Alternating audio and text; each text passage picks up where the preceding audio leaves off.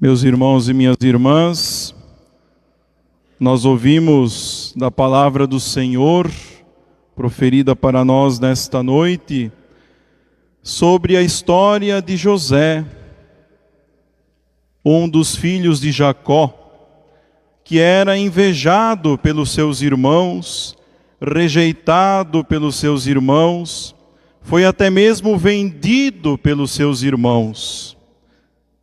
Uma semelhança com Jesus, não é verdade? Que foi invejado por muitas pessoas da época e ainda hoje é invejado. Ao invés de ser seguido, muitos o invejam por ter uma grande influência. Jesus também, como José, foi rejeitado pelo seu povo. Ele veio para o que era seu, mas os seus não o acolheram. E hoje em dia também é assim. Ele sempre vem para os seus, para nós, para aqueles que estão nas nossas casas, para aqueles aos quais nós encontramos no dia a dia da nossa existência, mas ele é rejeitado, como José. Jesus também foi vendido por um dos seus apóstolos, por míseras moedas, assim como José. Mas como nós vemos na história de José, Deus o acompanhou.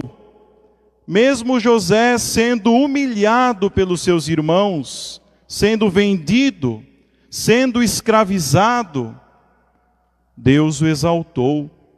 Os humilhados pelo mundo, os humilhados pelas pessoas, serão exaltados por Deus, porque Deus nos ama, meus irmãos. Mas nós precisamos, é claro, seguir os seus mandamentos, seguir as suas instruções, aquilo que Ele nos ensina, aquilo que Ele pede de nós, para assim sermos exaltados. De nada adianta nós também nos vitimizarmos por esse mundo afora, nos achando que somos simples vítimas. Mas nós precisamos também fazer a nossa parte, buscar o nosso relacionamento com Deus, dizer: eu não sou vítima, mas Deus me ama, Deus me quer bem. Assim foi José. José, mesmo humilhado, não desanimou, não desistiu, mas ele, como nós vemos na leitura, foi aquele homem governador das coisas do faraó. Quando o povo sentiu fome, quando até mesmo seus irmãos sentiram fome, José foi como que um salvador para aquelas pessoas, um salvador para seus irmãos. Assim também Jesus, rejeitado, abandonado, humilhado pelo mundo, quando o povo mais precisava, Jesus veio para salvá-los, morreu na cruz, ressuscitou para nos dar a salvação. Olha que semelhança interessante de José e de Jesus. Tanto que o faraó mesmo diz: vocês estão com fome? Ide a José. Ide buscar alimento em José. Nós estamos com fome? Nós estamos necessitados? Hoje nós ouvimos: ide a Jesus. Ele é o pão da vida. Ele é aquele que nos sustenta, nos mantém de pé. É aquele que nos mostra o caminho a seguir, que por sinal Ele mesmo é o caminho a quem nós devemos seguir. Mas nós vemos, meus irmãos, que José, mesmo sendo humilhado, mesmo sendo vendido pelos seus irmãos, ele chorou, porque ele amava seus irmãos. José não devolveu com a mesma moeda. Ele tinha todo o poder, toda a autoridade no Egito, Os seus irmãos eram seus súditos, podemos até dizer. Mas ele não usou do seu poder para humilhar os seus irmãos, mas ele usou do seu poder para chorar, para perdoar os seus irmãos, para perdoar a sua família. Quantas vezes, até mesmo lá em casa, nós somos humilhados. Muitas vezes nós que participamos mais da Santa Missa, muitos debocham de nós, até mesmo membros da nossa família. Mas nós devemos chorar por eles, nós devemos perdoá-los. Como Jesus fez na cruz: Pai, perdoa-lhes, eles não sabem o que fazem. Eles precisam da nossa oração, eles precisam da nossa assistência. E o Evangelho nós vemos que Jesus escolhe 12 homens. Lembrem-se, os 12 filhos de Jacó, as 12 tribos de Israel. E Jesus escolhe 12 homens, representando a totalidade do povo de Deus, representando o novo povo de Deus, a sua igreja que nós celebramos e vivemos, que hoje nós fazemos parte dessa igreja, mas começou com 12, começou pequena, Jesus e o seu grupo de 12, e ali Jesus chama aqueles homens pelo nome. É tão belo que o próprio nome de cada um deles está relatado aqui no Evangelho, mostrando a importância que cada um tinha aos olhos de Jesus. E hoje Jesus também faria isso conosco. Ele faz isso conosco. Ele nos chama pelo nome. Nós já no batismo somos chamados pelo nome.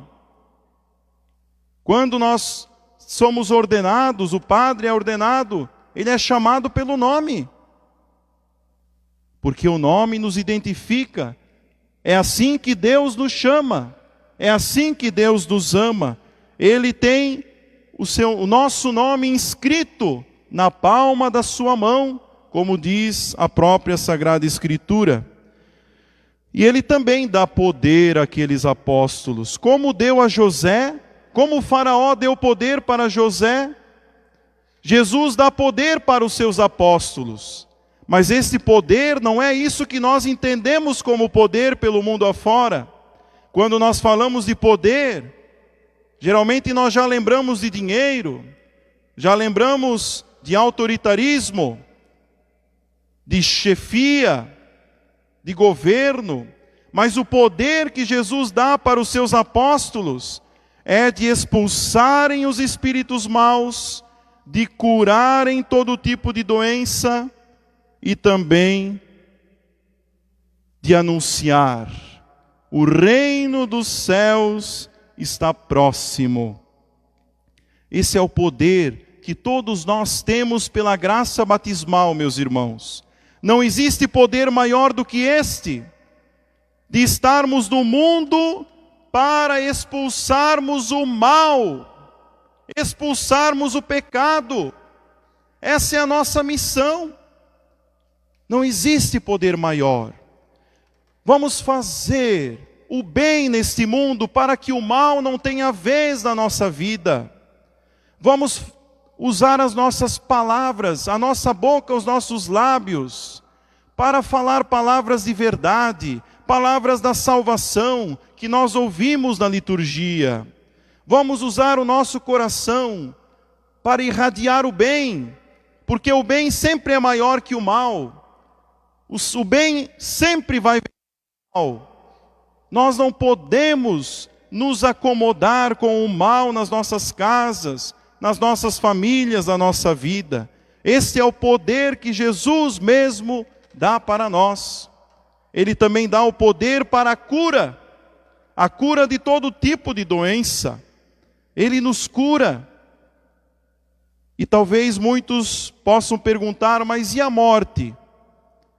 A morte não parece ser uma cura, mas parece que é o fim de tudo? Muito pelo contrário.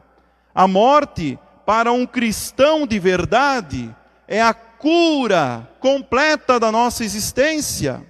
porque nós nos encontraremos com o Divino Médico, nos encontraremos com nosso Senhor.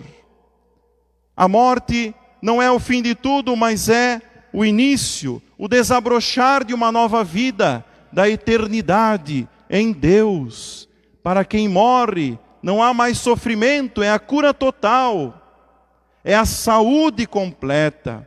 A cura, o poder da cura, Jesus também mostra aqui, que é a importância de curar o nosso coração.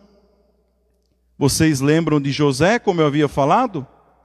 José, com um coração misericordioso, chorou pelos seus irmãos, perdoou os seus irmãos. Assim também nós devemos ser, curar o nosso coração das mágoas, dos vícios, do rancor, do ódio, que muitas vezes vai nos dominando por dentro. O bem deve ser maior que o mal sempre. E nós precisamos também anunciarmos o reino dos céus. Ele está próximo. Meus irmãos, o reino de Deus não está próximo apenas num sentido cronológico, mas ele está próximo num sentido também de espaço. Ele está aqui. Quando nós fazemos a vontade de Deus, o reino de Deus está próximo. Deus reina em nosso coração, Deus reina nos nossos lares, da nossa vida. Esse é o sentido de que o reino dos céus, o reino de Deus está próximo. Mas Jesus também vai alertar, por fim, que nós precisamos ir antes de tudo às ovelhas perdidas da casa de Israel. O que isso quer dizer? Nós precisamos ir primeiro às ovelhas perdidas da nossa casa, do nosso lar. Nós muitas vezes queremos salvar o mundo, mas nos esquecemos de salvar a nossa família, salvar a nossa casa. E salvar a nossa casa, muitas vezes é dizer não. Muitas vezes é desligar a televisão. Muitas vezes é almoçar junto, jantar juntos, dar tempo para a família. São coisas pequenas, coisas simples, mas que muitas vezes estão sendo deixadas de lado. As coisas pequenas vão salvar a nossa família. Que nós possamos aprender, meus irmãos e minhas irmãs, a termos este poder, o poder de expulsar o mal, de curar o nosso corpo e a nossa alma, e também o poder de anunciar o reino dos céus.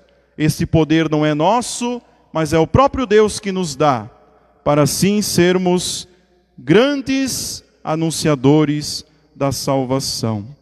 No silêncio, acolhemos, guardemos a palavra em nosso coração.